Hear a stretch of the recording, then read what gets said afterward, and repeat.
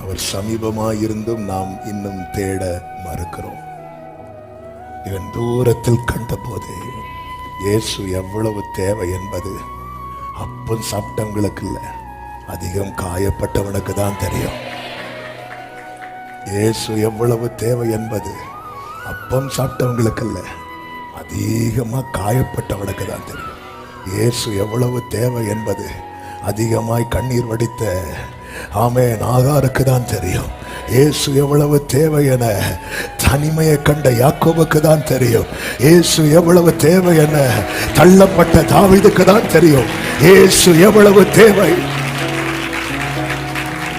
அப்படி என்றால் சில கடினமான காயமான பாதையிலே கர்த்தர் உன்னை நடத்த அனுமதித்தது உனக்கு அவர் எவ்வளவு தேவை என்பதை நீ அறியணும், நீ புரியணும்.